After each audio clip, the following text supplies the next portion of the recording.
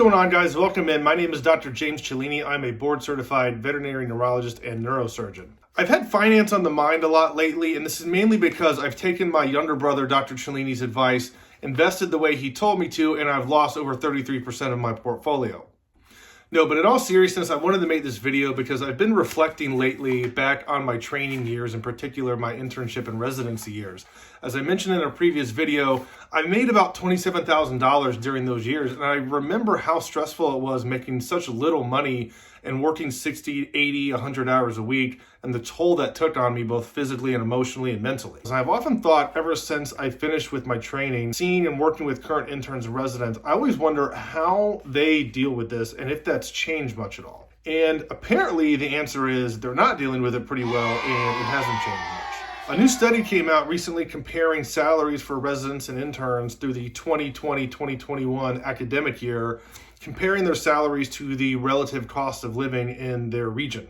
And the results are not exactly positive. I'm going to go through the study with you guys, give my thoughts and my experiences with this. This is a really good study. I think it highlights a very important and honestly severe problem going on in the industry right now. Before I go any further, if you don't mind hitting the like and subscribe button, that would be great. It always helps the channel. Thank you very much. Let's get into it.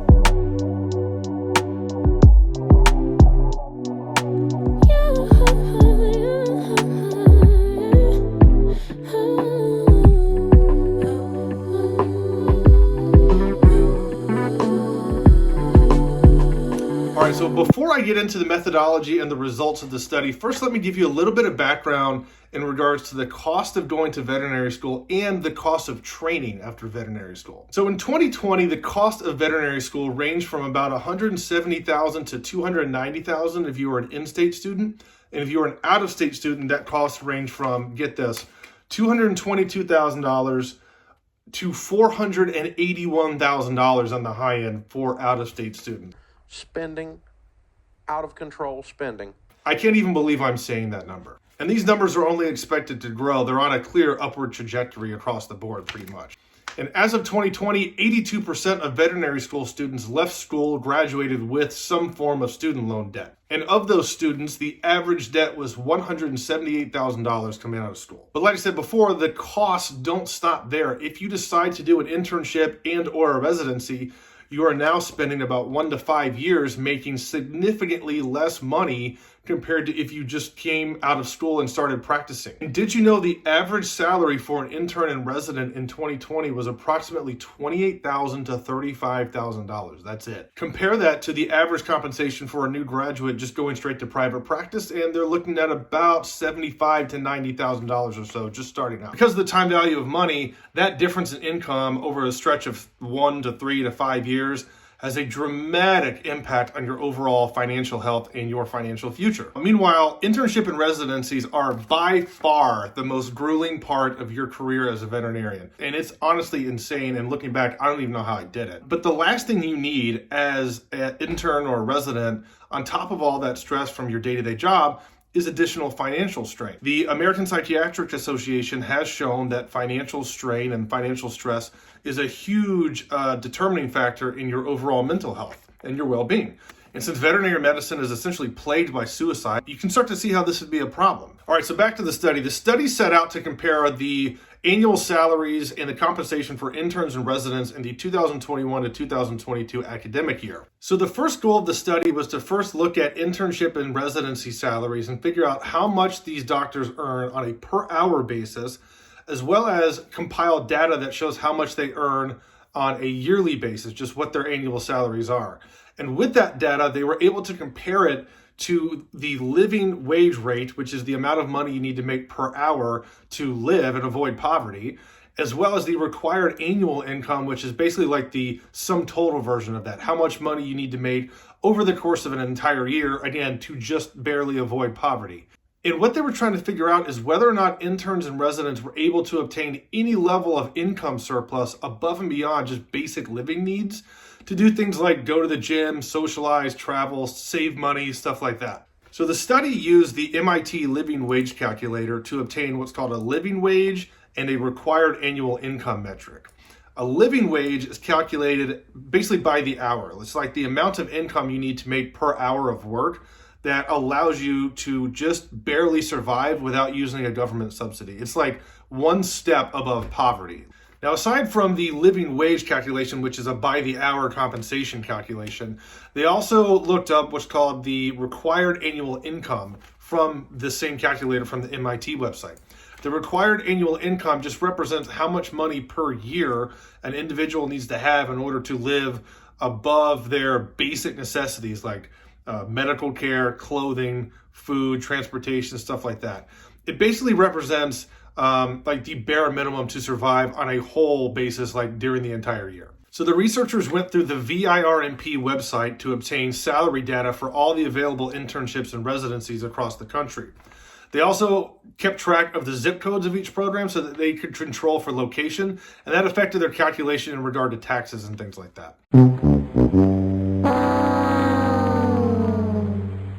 So once they had the salary information for all these different programs, they then compared that to the required annual income per zip code, and they subtracted the required annual income from their salaries, and that tells you what is left over, i.e. what your income surplus is. They had that information, and then they figured out an hourly rate. They chose 60 plus or minus 10 hours per week because the average amount of work that an intern or resident does per week is 60 hours.